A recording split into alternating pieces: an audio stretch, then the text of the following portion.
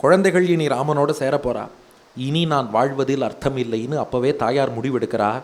முடிவெடுத்துட்டு 3 சபதங்கள் செய்தாள். முதல் சபதம், யதாகம் ராகவாதன்யம் மனசாபின சிந்தகே ததாமே மாதவி தேவி விவரம் தாத்துமர்கதி. நான் ராமனை தவிர இன்னொருவனை மனதாலும் சிந்திக்கவில்லை என்பது சத்தியமானால் எங்க அம்மாவான பூமி தேவி என்னை அழைத்து கொள்ளட்டும். 2வது சபதம், மனசா கர்மணா வாச்சா யதாராமம் சமர்ச்சயே ததாமே மாதவி தேவி விவரம் தாத்துமர்கதி. என்னுடைய மனம் மொழி மெய், தாட் வேர்ட் டீட் ஆகிய 3ஆலும் ராமனை நான் பூஜித்தது சத்தியம் என்றால் என் தாயான பூமி தேவி என்னை அழைத்து கொண்டு பூமிக்கே செல்லட்டும். 3வது சபதம், யதைதத் சத்யமுக்தம் மே வேத்மி ராமாத் பரம் நச்ச ததாமே மாதவி தேவி விவரம் தாத்துமர்கதி. நான் ராமனை தவிர இன்னொரு ஆணை அறியாதவள் என்பது சத்தியமானால், எனக்கு ராமனை தவிர இன்னொரு ஆணை தெரியாது, வேற யார் முகத்தையும் நான் பார்த்ததே கிடையாது, ராமனை தவிர வேறு யாரையும் மனத்தால் நினைத்ததும் கிடையாது, இது சத்தியம் என்றால் என் தாயான பூமி தேவி இப்போதே எனக்கு இடம் கொடுக்கட்டும். விவரம்னா இந்த இடத்துல இடம்னு அர்த்தம். விவரம் தாத்துமர்கதி, எங்கள் அம்மா எனக்கு இடம் கொடுக்கட்டும்னாலும். ஏன்னா தாயாருடைய திருவுள்ளம் எப்படின்னா, இன்னொருத்தனுக்குன்னு பேசிட்டாலே அதுக்கப்புறம் வாழ மாட்டா. இதைத்தான் ஆண்டாளும் மானிடவர்க்கென்று பேச்சுப்படியில் வாழகில்லேன் கண்டாய்னா. எப்போ யாரோ ஒருத்தனுக்குன்னு பேசிட்டாலோ இனி எனக்கு வாழ விருப்பம் இல்லை என்பதால் பூமி தேவி இடம் கொடுக்கட்டும்ங்கிறா. இது அப்படியே சுவாமி பிள்ளலோகாச்சாரியார் ஸ்ரீவச்சன பூஷணத்தில் விளக்கிறார். பிராட்டி முற்பட பிரிந்தது கிருபையை வெளியிடுகைக்காக, நடுவில் பிரிந்தது பாரதந்திரியத்தை வெளியிடுகைக்காக, அனந்தரம் பிரிந்தது அனன்யார்கத்துவத்தை வெளியிடுகைக்காக. முதல்ல சீத்தை எப்போ பிரிந்தான்னா ராவணன் அபகரிச்சுன்னு போனான் பாருங்க, அது முதல் பிரிவு.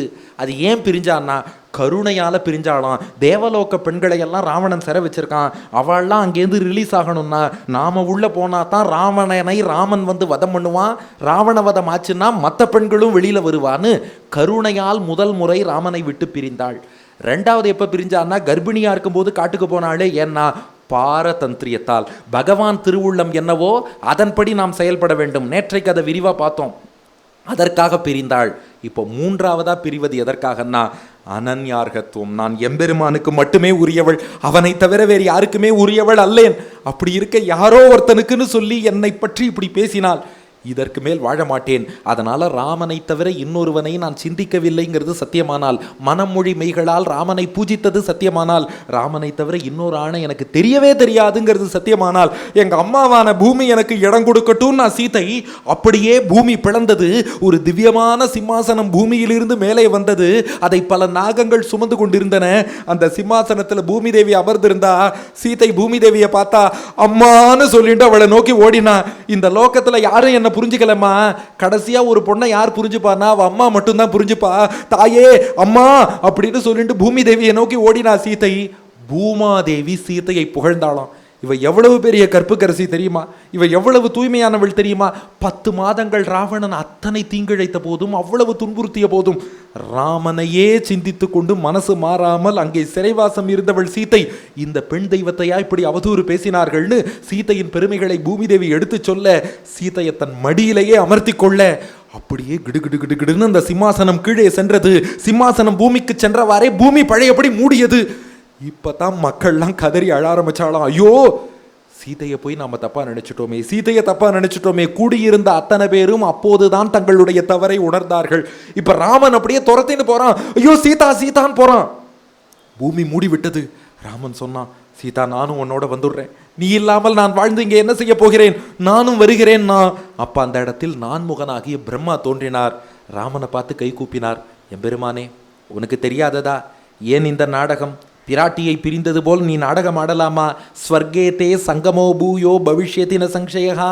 நீ நாராயணன், அவளோ மகாலட்சுமி. நாராயணனுக்கும் மகாலட்சுமிக்கும் எங்காவது பிரிவு உண்டாப்பா? பிரிந்தது போல் நீங்கள் செய்வதெல்லாம் உங்களுடைய விளையாட்டு, உங்களுடைய தெய்வீக லீலை. ஆனால் பெருமாள் திருமார்பிலேருந்து தாயார் என்னைக்காவது பிரிவாளான்னா என்றைக்குமே பிரிய மாட்டா. இல்லை வடிவத்தோட பக்கத்தில் இருக்கணும்னா, ராமா அடுத்து எப்படியும் நீ வைகுண்டத்துக்கு திரும்பும்போது அந்த வைகுண்ட லோகத்தில் கூடவே தாயாரும் இருக்கத்தானே போறா. அதனால இன்னும் நீ செய்ய வேண்டிய அவதார காரியங்கள் இன்னும் சில இருப்பதாலே 11,000 வருஷம் பூமியில் வாழ்வதாக தேவர்களுக்கு வாக்களித்தான் பகவான். தசவர்ஷ சகசிராணி தசவர்ஷ சதானிச்ச வத்ஸ்யாமி மானுஷே லோகே பாலயன் பிருத்திவீம் இமாம். தேவர்கள் முதல்ல பாலகாண்டத்தில் சரணாகதி பண்ண போது 11,000 வருஷம் பூமியில் இருந்து தர்மத்தை காப்பேன்னு வாக்களித்திருக்கிறாய். 10,000 வருஷம் ஆயிருக்கு, இன்னும் 1000 வருஷம் நீ வாழ்ந்து தர்மத்தை நிலைநாட்ட வேண்டியிருக்கு. அந்த அவதார காரியத்தை செய்யணும். இப்போதே புறப்படுகிறேன்னு நீ சொல்லக்கூடாது. தாயாருக்கும் உனக்கும் பிரிவு உண்டா? இன்னொரு விஷயம் சொன்னார் பிரம்மா. நீ பூலோகத்தில் இருக்கணும்னு நான் சொல்கிறதுக்கு இன்னொரு காரணம் இருக்குது. என்னுடைய அருளால் தான் வால்மீகி ராமாயணம் இயற்றினார். அதில் இதுவரை நடந்த சம்பவங்கள் என்னங்கிறத குஷன்லவன் பாட அதை கேட்டுட்ட. அதே ராமாயணத்தில் ஃப்யூச்சரில் எதிர்காலத்தில் என்னென்ன நடக்க போகிறதோ அதையும் வால்மீகி எழுதியிருக்கிறார். ராமாயணத்துக்கு அதான் சிறப்பு. வால்மீகி எழுதும்போது ராமன் 10,000 வருஷம் அவதாரத்தை நிறைவு செஞ்ச சமயத்தில் அவர் இயற்றினார்.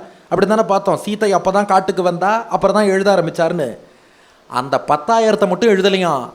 மிச்சம் உள்ள 1000 வருஷத்தில் என்னென்ன நடக்க போகிறதுங்கிறதையும் பிரம்மாவின் அருளால் அறிந்து கொண்டு எதிர்காலத்தில் நடக்க உள்ளதையும் ஏற்றியிருக்கிறார். இப்போ இந்த ராமாயணத்துக்கே என்ன ஏற்றம்னா, ராமனே நேரில் கேட்டு அங்கீகரித்தான் என்பது ஏற்றம். இதில் எதிர்காலத்தில் நடக்க உள்ள சம்பவங்களையும் ஒரு தடவை உன் முன்னாடி குஷன்லவன் பாடி காட்டி நீ அதை கேட்டு அங்கீகாரம் பண்ணாதான் மொத்த ராமாயணம் பிரமாணமாகும். இல்லைன்னா பிரமாணமாகாது. நம்ம எல்லாரும் வால்மீகி ராமாயணம்னு கொண்டாடுறதுக்கு காரணம் என்னென்னா, அது இயற்றியது வால்மீகிங்கிறதுனால மட்டும் இல்லை, அதை ராமனே ஒரு தடவை முழு ஆவൃத்தி கேட்டுட்டார். கேட்டு ராமனே ஓகே பண்ணிட்டார். அதனால் அவரே ஓகே பண்ணிட்டார்னா அதுக்கு மேலே இதை யாரும் கொஸ்டின் பண்ணுறதுக்கோ விவாதம் பண்ணுறதுக்கோ எதுவுமே இருக்காது. அதனால் இந்த ராமாயணம் பிரமாணமாக வேண்டும் என்றால் குஷனும் லவனும் எதிர்காலத்தில் நடக்க உள்ள பகுதிகளை பாடுவார்கள். அதையும் நீ கேட்டு அங்கீகரிக்கணும்னு பிரம்மா பிரார்த்தித்தார். அதனால் பூமியில் இருக்கிறேன் என்று ராமன் சம்மதித்தான். இப்போ பிரம்மாவோடு பல தேவ ரிஷிகள்லாம் பூமிக்கு வந்தாலும் அவள் சொன்னாலும் நாங்களும் ராமாயணம் கேட்குறோம், அது வரைக்கும் பூமியிலேயே இருக்கும்ன்ட்டு அந்த தேவ ரிஷிகளும் தங்கி விடுகிறார்கள். அதுக்கப்புறம் நாளை முதல் மிச்சமுள்ள பகுதிகள்லாம் பாடணும். இப்போ ராமன் என்ன பண்ணுறான், குஷன்லவன் தன் பிள்ளைகள்னு தெரிஞ்சாலும் கூட வால்மீகிட்ட அனுமதி கேட்டான். சுவாமி, உங்களுடைய சிஷ்யர்கள் நாளை முதல் எதிர்காலத்தில் நடக்கப் போகிற ராமாயண பகுதிகளையும் பாட வேண்டும், அதற்கு நீங்கள் அனுகிரகிக்கணும்னா. அப்படியே ஆகட்டும்னார் வால்மீகி. அன்று மட்டும் ராமன் என்ன பண்ணானா, குஷன்லவனோடு வால்மீகியின் பர்ணசாலையில் வந்து தங்குகிறேன்னு 2 பிள்ளைகளையும் அழைச்சிட்டு வால்மீகியின் பர்ணசாலையில் அன்றுதான் ராமன் தன் பிள்ளைகளான குஷன்லவனோடு நீண்ட நாள் கழித்து தங்குகிறான். இனி குழந்தை மேலே பாசம் காட்டினாலும் யாரும் அவ பேர் சொல்கிறதுக்கு ஒன்றும் வேலையே கிடையாது. வால்மீகி சத்திய பிரமாணம் செய்து காட்டி இருக்கிறார். தாயார் ஒரு பெரிய தியாகமே செய்திருக்கிறாள். இப்போ தன் பிள்ளைகளான குஷன்லவனோடு ராமன் தங்குகிறான். மறுநாள் காலை குஷன்லவன் 2 பேரையும் கைப்பிடித்து அழைத்து கொண்டு அதே சபைக்கு ராமன் திரும்புகிறான். இனி எதிர்காலத்தில் என்னென்ன நடக்க போகிறதோ பாடுங்கோன்னா ஃப்யூச்சரில் நடக்க போகிற சரித்திரங்களை எல்லாம் அதுக்கப்புறம் குஷன்லவன் பாட ஆரம்பிக்கிறான். என்ன நடக்கிறதுனா, சீதையை பிரிந்த ராமனுக்கு உலகமே சூன்யமாக தெரிஞ்சதான். இந்த உலகத்தில் வாழணுங்கிற இஷ்டம் இல்லையாம்.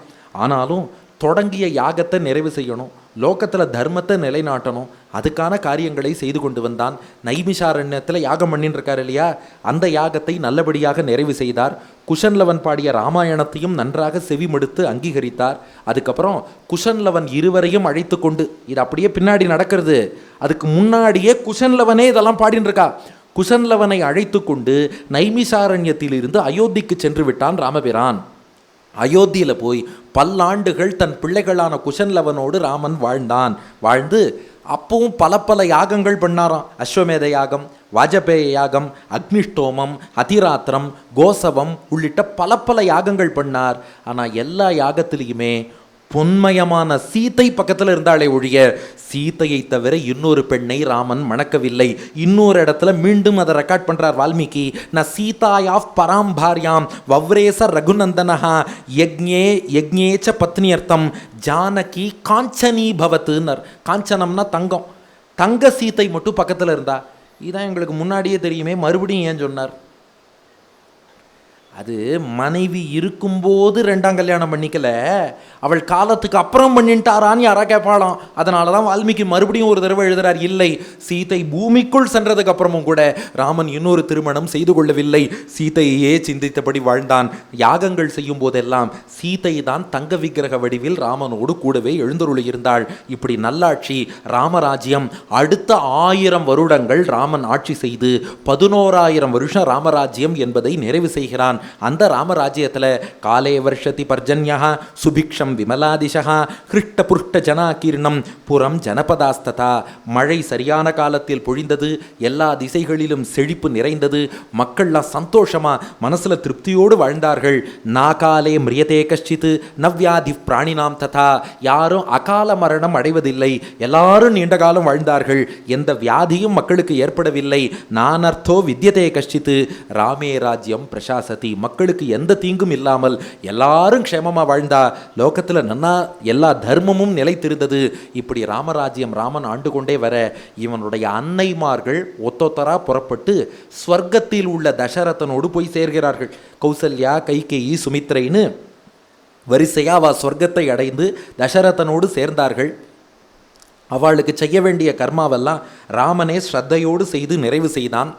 இந்த நிலையில் யுதாஜித், பரதனுடைய தாய்மாமா, யுதாஜித் யாருன்னா கைகேயோட சகோதரன், பரதனின் தாய்மாமா, கேகய தேசத்தை ஆள்கிறார்.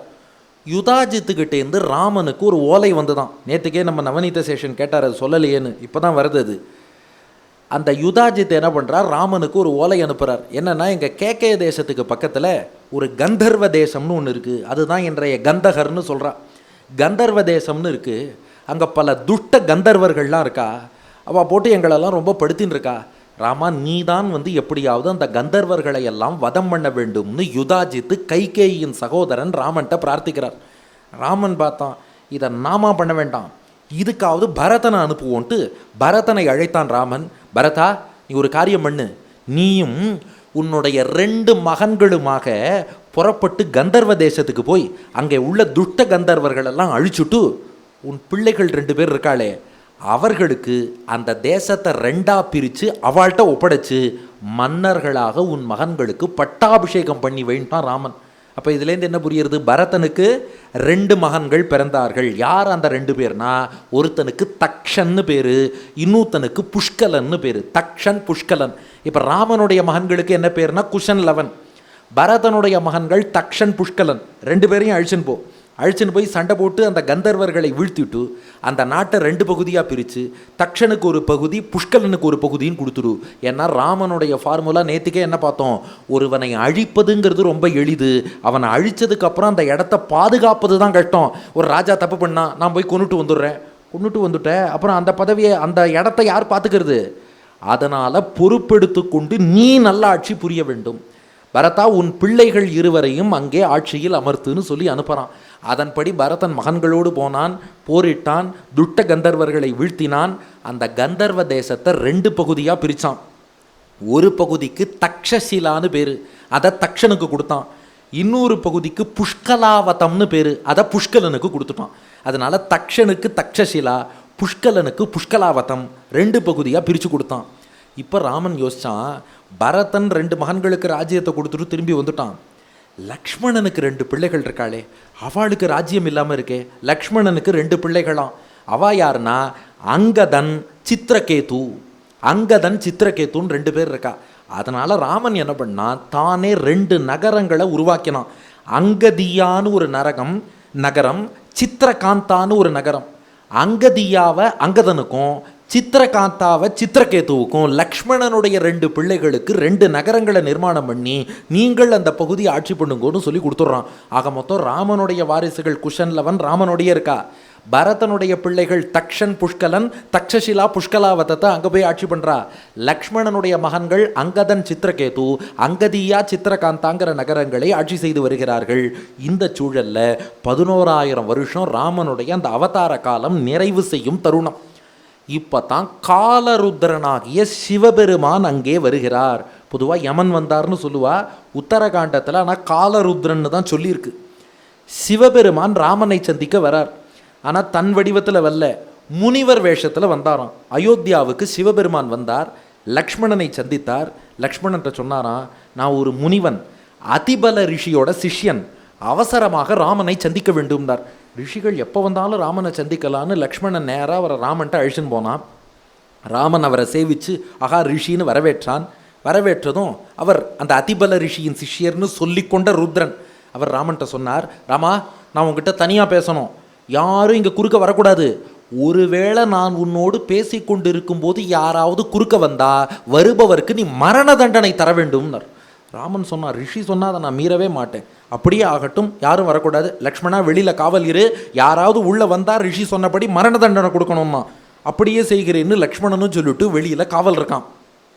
இப்போது அந்த வந்தவர் முனிவர் ராமன்ட்ட பேச ஆரம்பிக்கிறார்.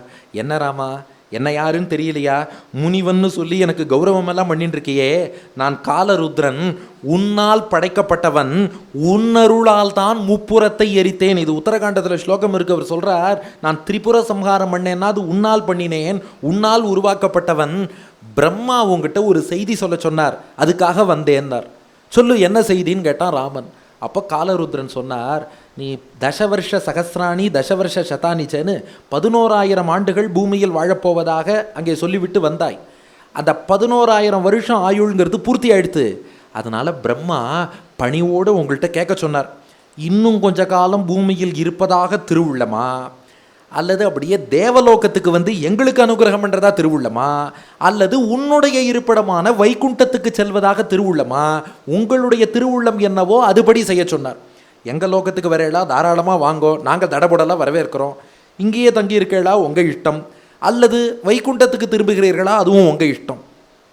அப்போ ராமன் ஒரு வார்த்தை சொன்னானா, சீத்தை இல்லாத உலகமே எனக்கு சூன்யம்தான், இங்கே இருப்பதில் எனக்கு நாட்டம் இல்லை, ஒரு தர்ம சம்ஸ்தாபனம் பண்ணணும், இன்னும் இருக்கிற சில துஷ்ட சக்திகளை அழிக்கணுங்கிறதுக்காகத்தான் இருந்தேன், இது போதும், நான் வைகுண்டத்துக்கு சென்று அங்கே பிராட்டியோடு சேரப்போகிறேன், நான் வைகுண்டம் புறப்படுகிறேன்னு ராமன் அவர்கிட்ட சொல்கிறான். எந்த நொடி வைகுண்டம் புறப்படுகிறேன்னு ராமன் சொன்னானோ அதே நொடி துர்வாசர் அங்கே வந்துட்டார். சொன்னேன் இல்லையா, 1/2 மணி நேரத்தில் துர்வாசர் வருவார்னு பாருங்க. துர்வாசர் எத்தனை வருஷம் முன்னாடி அங்கே வந்தார்? 1000 வருஷம் முன்னாடி. ஏன்னா சீத்தை போய் 1000 வருஷம் ஆயிடுத்து. அந்த சபதத்தின் போது தானே வந்தார். அதுக்காக தான் ஞாபகம் வச்சுக்கோங்கன்னு. அதுக்காக தான் அந்த குறுக்க நெடுக்க போக வேண்டாம்னு சொல்கிறதுக்கு ரீசன் என்னென்னா, இது ஏதாவது குறுக்க போகிற நேரத்தில் நாம் ஏதாவது சொல்லியிருப்போம், இல்லை நாம் சொல்லும் போது அவள் ஏதாவது குறுக்க போயிருப்பா, அதையே நம்ம நோட் பண்ணி இதை மறந்துருக்க வாய்ப்பு இருக்குது. அதுக்காக தான் சொன்னேன். உங்களை சொல்கிறேன்னு நினச்சிக்க வேண்டாம், நமக்கு ஏதாவது கலாய்க்கிறதுக்கு விஷயம் வேணும் இல்லையா, ஜோக்கே ரொம்ப நேரமாக சொல்லலைன்ட்டு உங்களை யூஸ் பண்ணிட்டேன், அவ்வளோதான். இப்போ விஷயத்துக்கு வருவோம். இப்போ துர்வாசர் 1000 வருஷம் முன்னாடி வந்தார், ஞாபகம் இருக்கு இல்லையா. இப்போ அதே துர்வாசர் மறுபடியும் வரார். லக்ஷ்மணனை பார்த்தார். லக்ஷ்மணா நான் அவசரமாக ராமனை சந்திக்கணும்னார். லக்ஷ்மணன் சொன்னான், சுவாமி ஒரே ஒரு முகூர்த்தம் காத்திருங்கள், 48 நிமிஷம் காத்திருங்கள், ராமன் முக்கியமான ஒரு சந்திப்பில் இருக்கார், ஒரு ரிஷியோட பேசின்னு இருக்கார், யாரையும் உள்ளே அனுப்ப வேண்டாம் சொல்லியிருக்கார்னா. துர்வாசருக்கு கண்கள் சிவந்தது, புருவங்கள் வளைந்தது, அப்படியே அவருடைய சடை அப்படியே பிரிந்தது. என்ன வார்த்தைடா சொன்ன? துர்வாசன் வந்து கோபத்துக்கும் சாபத்துக்கும் பெயர் போன துர்வாசன் வந்து ராமனை சந்திக்கணுங்கிற 48 நிமிஷம் நானே உட்காரணுமா? லக்ஷ்மணா பிடி சாபத்தை, நீயும் இந்த நாடும் இந்த நாட்டு மக்களும் மொத்த அயோத்தியன் சந்தத்தையும் சாபம் கொடுக்க போனார். லக்ஷ்மணன் சொன்னா, சுவாமி சுவாமி கொஞ்சம் பொறுத்துருங்கோ, பார் என்னை உள்ள அனுப்பலைன்னா நான் சாபம் கொடுப்பேன், இந்த நாடும் நாட்டு மக்களும் நாட்டு சந்ததியும் அத்தனை பேரும் மொத்த. சுவாமி உங்கள் வாயால் அப்படி சொல்லாதீங்க. இல்லை, என்னை உள்ளே அனுப்பாவிட்டால் அந்த ராஜாவோ அவன் ராஜ்யமோ வாழ்ந்து என்ன பண்ண போகிறது, எல்லாரையும் அழிப்பேன். லக்ஷ்மணன் யோசித்தான். உள்ளே போனால் ராமன் மரண தண்டனைன்னு சொல்கிறான். இப்போ இவரை உள்ளே அனுப்பினா ரிஷிக்கு ராமன் மரண தண்டனை கொடுக்குறாப்புல ஆகும். அது ராமனுக்கே பிரம்மகத்தி தோஷத்தை உண்டாக்கிடும். இவரை அனுப்பக்கூடாது. அனுப்பாமல் இருந்தாலோ அவர் எல்லாரையும் சபிச்சுடுவேங்கிறார். இவருக்கும் ஒன்றும் ஆகக்கூடாது, ராமனுக்கும் பழி வரக்கூடாது, மக்களுக்கும் ஒன்றும் ஆகக்கூடாது. ஒரே வழி என்ன? லக்ஷ்மணன் பார்த்தான். இருங்கோ நான் உள்ளே போய் சொல்கிறேன், நான் போகிறேன்னா. இப்போ லக்ஷ்மணன் உள்ளே போனால் என்ன ஆகும்? லக்ஷ்மணனுக்கு மரண தண்டனை.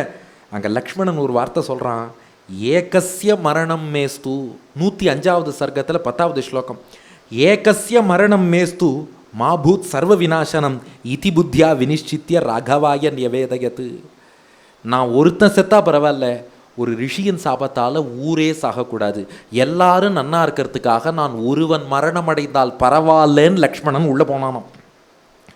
இதே லக்ஷ்மணன் தான் பின்னாடி ராமானுஜராக அவதரித்தார். அதே வார்த்தை அவரும் சொன்னார். நான் ஒருத்தன் நரக்கம் போனாலும் பரவாயில்ல, இத்தனை பேர் மோட்சம் போகணும்னு சொன்னார் பாருங்க. அந்த லக்ஷ்மணன் தான் இந்த ராமானுஜர். ராமானுஜர் சொன்ன வார்த்தை, நான் ஒருத்தன் நரக்கம் போனால் பரவாயில்ல, எல்லாரும் மோட்சம் போகணும். லக்ஷ்மணன் சொன்ன வார்த்தை, நான் மரணம் அடைந்தாலும் பரவாயில்ல, நாடு நன்னா இருக்கணும், அதனால் போகிறேன்ட்டு லக்ஷ்மணன் உள்ளே போனான். உள்ளே போனதும் ராமன் பார்த்தான். சொல்லு லக்ஷ்மணான்னா. ராமனுக்கு இந்த விஷயமே ஞாபகம் இல்லை. சொல்லு லக்ஷ்மணான்னா. இல்லை, உங்களை பார்க்கணும், துர்வாசர் அவசரமாக வந்திருக்கார். உடனே இந்த காலருத்ரன் ரிஷி வேஷத்தில் இருக்காரே அவர், நான் புறப்படுகிறேன், நான் வந்த வேலை ஆயிடுத்துன்னு அவர் கிளம்பிட்டார். இங்கே நாரதர் வேலையை அவர் பண்ணிட்டார், நான் வந்த வேலை ஆயிடுத்துன்னு அவர் கிளம்பிட்டார். ராமன் உடனே துர்வாசரை வரவேற்று என்ன விஷயம்னு கேட்டான். துர்வாசர் சொன்னார், 1000 ஆண்டுகளாக உணவே இல்லாமல் நான் தபஸ் பண்ணேன்னார். அதான் ஞாபகம் வச்சுக்கோங்க. ஒன்று, 1000 ஆண்டுகளாக உணவு உட்கொள்ளாமல் தவம் புரிந்தேன்னார். அவர் கடைசியாக எப்போ வந்தார்னா சீதையின் சபதத்தின் போது வந்தாரோ இல்லையோ. அதை பார்த்துட்டு, ஐயோ தாயார் இந்த மாதிரி பூமிக்குள்ளே போயிருக்காளே, அதை பார்த்துட்டு நான் உண்ணாமல் தவம் இருக்கிறேன்னு சொல்லிட்டு அவர் எந்த உணவும் உட்கொள்ளாமல் 1000 வருஷங்கள் துர்வாசர் தபஸ் பண்ணியிருக்கார். 1000 வருஷம் ஆனதும் இப்போ திரும்பி வந்திருக்கார். ராமன்கிட்ட சொல்கிறார், நான் உண்ணாமல் தபஸ் பண்ணியிருந்தேன், இப்போ அந்த தபஸ் இருந்து எனக்கு இப்போ பசிக்கிறது, எனக்கு உடனடியாக உணவு வேண்டும், அதை நீயே எனக்கு அந்த உணவளித்து உபச்சாரம் பண்ணால் நல்லா இருக்கும்னு அதனால் உன்னை தேடி வந்தேன். நம்ம பொதுவாக துர்வாசரை கோபக்காரர்னு பிராண்ட் பண்ணிடுறோம். ஆனால் அவர் சொல்கிறார் காரணம், ரொம்ப அழகாக சொல்கிறார். ராமா, எனக்கு ரொம்ப பசியில் இருந்தேன், உன் கையால் சாப்பிடாம இன்னொருத்தர் கையால் சாப்பிடக்கூடாதுங்கிறதுக்காக தான் அவசரப்படுத்திட்டேன், கோச்சிக்காத ராமா, நீ எனக்கு உபச்சாரம் பண்ணுன்னார். ராமன் அவருக்கு எல்லா உபச்சாரமும் பண்ணி உணவளித்து அவரை பூஜித்து அனுப்பி வைக்கிறான். அதுக்கப்புறம்தான் ராமன் சிந்தித்தானா, ஆமாம் முனிவர் வேஷத்தில் காலருத்ரமூர்த்தி வந்தார், நாம் பேசின்னு இருக்கும்போது யாரும் குறுக்க வரப்படாது, யார் குறுக்க வந்தாலும் மரண தண்டனை கொடுக்கணும்னார். ஐயோ, பேசின்னு இருக்கும்போதே தம்பி லக்ஷ்மணன் வந்துட்டானே, குறுக்க வருவோருக்கு மரண தண்டனை கொடுப்பேன்னு சொல்லி நாமும் வாக்கு அளித்து விட்டோமே, கொடுத்த வாக்கை ராமன் என்றைக்குமே மீற மாட்டான். அதுக்காக என் தம்பி லக்ஷ்மணனுக்கு நானே மரண தண்டனை கொடுப்பதா? அதுவும் கொடுக்க முடியாது, கொடுத்த வாக்கையும் மீற முடியாது. சொந்த தம்பிக்கு நானே மரண தண்டனையும் கொடுக்க முடியாது. என்ன செய்வது? திக்குமுக்காடி போனான் ராமன். எப்பெல்லாம் கலக்கமாக இருக்கோமோ ஆச்சாரியன்ட்ட கேட்டால் தான் தெளிவு கிடைக்கும். ஆச்சாரியன் வசிஷ்டர்கிட்ட வந்தான். சுவாமி, ரொம்ப தர்ம சங்கடமாக போச்சு, இந்த மாதிரி ஒரு வாக்களித்தேன், குறுக்க வரவாளுக்கு மரண தண்டனை கொடுப்பேன்னு, தம்பி லக்ஷ்மணனே வந்துட்டான், என்ன பண்ணுறதுன்னு கேட்டான். அப்போது வசிஷ்டர் ஆச்சாரியன் ராமன்கிட்ட சொன்னாராம், ரொம்ப பெரிய சான்றோர்கள் இருக்காளே, அவளை தியாகம் பண்ணினாலே, துறந்தாலே, நீ என்னை விட்டுட்டு போன்னு சொன்னாலே அது மரண தண்டனைக்கு சமம். அதனால் நீ லக்ஷ்மணனை தனியாக கொன்று தான் மரண தண்டனை கொடுக்கணும்னு இல்லை. லக்ஷ்மணா, நான் உன்னை துறக்கிறேன், என்னை விட்டுட்டு போன்னு ஒரு வார்த்தை சொன்னாலே அது மரண தண்டனைக்கு சமம்னாராம் வசிஷ்டர். அதன்படி ராமன் லக்ஷ்மணனை கூப்பிட்டு அவனை பார்த்து சொல்லிடுறான், விசர்ஜயே துவாம் சௌமித்ரே மாபூ தர்ம விபர்யா தியாகோ வதோவா விகிதா சாது நாம் து உபயம் சமம். சாதுக்களுக்கு தியாகம் பண்ணுறதும் வதம் பண்ணுறதும் ஒன்றும்பா. நான் உன்னை தியாகம் பண்ணிட்டேன், இனிமே என் தம்பி கிடையாது, இனிமே உனக்கும் எனக்கும் சம்பந்தம் கிடையாது, என்னை விட்டுட்டு நீ போயிடுன்ட்டான். லக்ஷ்மணன் மனசுக்குள்ளே நினச்சிட்டானா, இதுக்கு என்னை வதம் பண்ணுறதே மேல், ராமன் திருவாயால் என்னை விட்டுட்டு போன்னு சொல்லிட்டானே. கண்ணும் கண்ணீருமாக அப்படியே லக்ஷ்மணன் புறப்பட்டான். நேராக சரையு நதியில் போய் இறங்குறான். அதாவது இது உணர்த்துற விஷயம் என்னென்னா, உண்மையான பக்தனுக்கு எது மரணம்னா பகவானை பிரிந்திருப்பது தான் மரணம். அதாவது பகவான் செய்யக்கூடிய ஒன்னொன்றுலையும் ஒரு தத்துவத்தை உணர்த்தி கொண்டே வருகிறான். நாம் உடனே என்ன பண்ணுவோம், ஏன் சார் லக்ஷ்மணனை இப்படி பிரியணும், இதை ஏன் அப்படி பண்ணலைன்னா, இது நாம் கேள்வி கேட்கறதுக்காக இல்லை, நாம் என்ன ஃபாலோ பண்ணணுங்கிறதுக்காக. உண்மையாக பகவான்கிட்ட பக்தி இருக்குன்னா, ஒரு நாள் பெருமாளை சேவிக்கலை, ஒரு நாள் பெருமாளுடைய சரித்திரத்தை கேட்கலை, ஒரு நாள் பாசுரங்கள் சொல்லலைன்னா அந்த பக்தனுக்கு மரணத்துக்கு சமமாக இருக்கும். லக்ஷ்மணன் என்றைக்குமே ராமனை பிரிஞ்சிருந்தான்னு வரலாறு கிடையாது. ஒருவேளை பிரிஞ்சு போனாலும் அது ராமனுடைய கைங்கரியத்துக்குன்னு போவானே ஒழிய மற்றபடி ராமனை பிரிய மாட்டான். அப்படிப்பட்ட லக்ஷ்மணனை பார்த்து ராமன், நீ என்னை விட்டு பிரிஞ்சு போ அப்படின்னு சொல்லிட்டா இதுக்கு மேலே தனியாக மரண தண்டனை வேறு ஒன்றுமே கிடையாது. அதனால் லக்ஷ்மணன் ராமனை பிரிந்து சென்றான். அப்படியே சரயுவில் இறங்குகிறான். இதையும் குலசேகர பெருமாள் அருளியிருக்கிறார். முனிவன் வேண்ட திரள் விளங்கு இலக்குமனை பிரிந்தான் தன்னை. முனிவன் வேண்ட யாரு? காலருத்ரமூர்த்தி முனிவர் வேஷத்தில் வந்து சொன்னதாலே திரள் விளங்கு இலக்குமனை பிரிந்தான் தன்னை.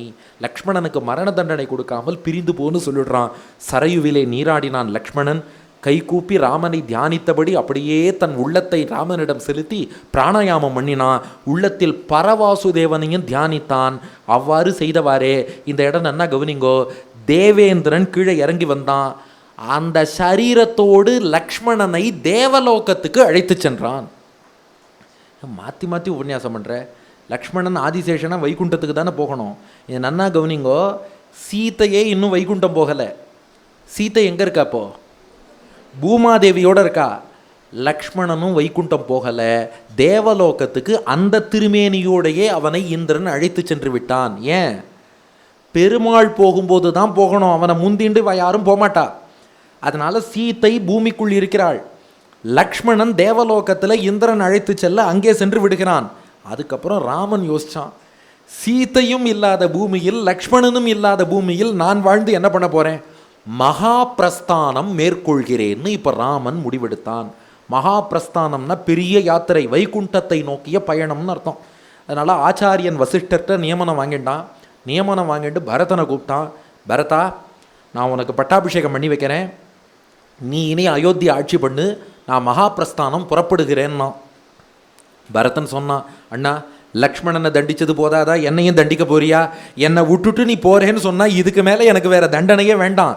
அதனால தான் பரதன் பாருங்க, பிள்ளைகள் அங்கே இருந்தாலும் இவன் அயோத்தியில் ராமனோடு தான் இருந்தான். உன்னை விட்டு என்னால் இதுக்கு மேலே இருக்க முடியாது அண்ணா, என்னையும் அழிச்சிட்டு போனான். பரதன் அத்தோடு நிற்கலை. நான் இல்லாமல் சத்ருகனன் இருக்க மாட்டான், மதுராவுக்கு செய்தி சொல்லி சத்ருகனனையும் வரவழைப்போம், 2 பேரும் உன்னோட வந்துடுறோன்னா. ராமன் கேட்டான், அப்போ அயோத்தியை யார் பார்த்துப்பா? பரதன் பணிவோடு சொன்னான், அடியன் சொல்லலான்னா ஒன்று சொல்கிறேன், தேவர் திருவுள்ளத்துக்கு ஒன்றும் விரோதம் இல்லைன்னா, உங்கள் பிள்ளைகளுக்கு இன்னும் ராஜ்யம் கொடுக்காமல் இருக்கே, எங்கள் பிள்ளைகளுக்கெல்லாம் ராஜ்யம் கொடுத்தீர்கள். அதனால் இந்த கோசல தேசம், அதன் தலைநகர் தான் அயோத்தி. கோசல தேசத்தை வடக்கு தெற்குன்னு 2ஆக பிரிச்சுப்போம். தெற்கு கோசல தேசத்தை குசன் ஆட்சி பண்ணட்டும், வடக்கு கோசல தேசத்தை லவன் ஆட்சி பண்ணட்டும், அவள்கிட்ட ராஜ்யத்தை கொடுங்கோ, நானும் சத்ருகுணனும் உங்களோட வந்துடுறோன்னா பரதன். ராமனால் மறுக்க முடியலை, சரின்னு சம்மதிக்கிறான். இப்போ ராமன் புறப்படலான்னு நினச்சான். வசிஷ்டர் சொன்னார், ராமா நீ புறப்படுறேன்னு சொன்னியோ இல்லையோ, அதுக்குள்ளே வாட்ஸ்அப்பில் செய்தி ஊர் முழுக்க பரவிடுத்து, ஜனங்களெல்லாம் பாரு, எல்லாரும் கண்ணும் கண்ணீருமா மயங்கியே விழுந்துட்டான்னார்.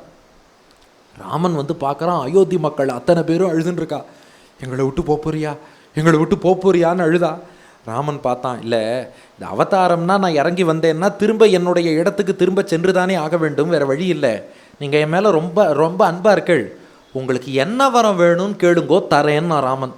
அப்போ ஜனங்கள் வரம் கேட்டாலாம், கச்சந்தம் அனுகச்சாமோ எத்திர ராம கமிஷ்யசி ஏஷானஃப் பரமா பிரீத்திகி ஏஷனஃப் பரமோ வரஹா. வரம் கொடுக்குறியா ராமா? குடு. நீ எங்கே போனாலும் அதே இடத்துக்கு எங்களையும் அழிச்சுன்னு போகணும், இதுதான் நாங்கள் கேட்கும் வரம். அயோத்தியில் ஒருத்தர் கூட நாங்கள் மிச்சம் இருக்க விரும்பவில்லை, எல்லாரும் உன்னோடு வர விரும்புகிறோம்னா. ராமனால் மறுக்க முடியலை. சரி, என்னோடு எல்லோரும் வாருங்கள்னு அனுமதித்து விடுகிறான் ராமபிரான். இப்போ அடுத்த பிரச்சனை, இந்த அயோத்தியில் உள்ள எல்லாரும் ராமனோடு வந்துட்டா குஷனும் லவனும் எதை ஆட்சி பண்ணுவா? ஆளே இல்லாத ஊர்னு, ஆளே இல்லாத கடையில் யாருக்கு டீ ஆத்துறேன்னு கேட்குற மாதிரி ஆளே இல்லாத ஊரை எப்படி ஆட்சி பண்ண முடியும்? அதனால் ராமன் என்ன பண்ணான், புதுசாக 2 நகரங்களை நிர்மாணம் பண்ணான். குஷாவதிங்கிற நகரம், அதற்கு குஷன் தலைவன். ஸ்ராவஸ்திங்கிற நகரம், அதுக்கு லவன் தலைவன். குஷாவதி ஸ்ராவஸ்தின்னு நிர்மாணம் பண்ணி குஷனையும் லவனையும் அதற்கு மன்னர்களாக ஏற்படுத்தி வைத்தான். அப்போ தக்ஷன் புஷ்கலன் பரதனுடைய பிள்ளைகளுக்கு 2 ராஜ்யம், அங்கதன் சித்திரகேத்து லக்ஷ்மணன் பிள்ளைகளுக்கும் ராஜ்யம்.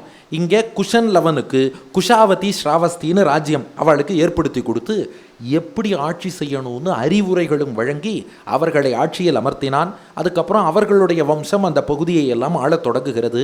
இந்த பக்கம் சத்ருகனனுக்கு தூது அனுப்பினான் ராமன், நான் புறப்பட போகிறேன், நீயும் என்னோடு வா என்று அழைத்தான். உடனே சத்ருகனன் என்ன பண்ணானா, தன்னுடைய புரோகிதரான காஞ்சன முனிவர் மூலம், அவன் மதுராவை ஆள்கிறான் அல்லவா, அங்கே காஞ்சன முனிவர் தான் புரோகிதர், அவர் மூலமாக தன் பிள்ளைகளுக்கு பட்டாபிஷேகம் பண்ணான். சத்ருகனனுக்கு 2 மகன்கள், சத்ருகாதி சுபாகுன்னு பேர். பாருங்க, உத்தரகாண்டத்தில் தான் நிறைய உத்தரம் ஆன்சர் வரும்னு பாருங்க. இப்போ ராமன் பரதன் லக்ஷ்மணன் சத்ருகனனுடைய பிள்ளைகள் யார், அவள் அதுக்கப்புறம் என்ன பண்ணான்னா இது எல்லாத்துக்கும் பதில் உத்தரகாண்டத்தில் தான் இருக்குது. சத்ருகனனுக்கு 2 மகன்கள், சத்ருகாதி சுபாகு அப்படின்னு 2 பேர். இப்போ அவன் என்ன பண்ணுறான், சத்ருகனன் தன் ஆச்சாரியன் மூலம் மதுராவுக்கு ராஜாவாக சுபாகுவை நியமிச்சுடுறான். அதுலேயே ஒரு பகுதியை வைதிசம்னு பிரித்து வைதிசம்ங்கிற பகுதிக்கு சத்ருகாதி மன்னன்.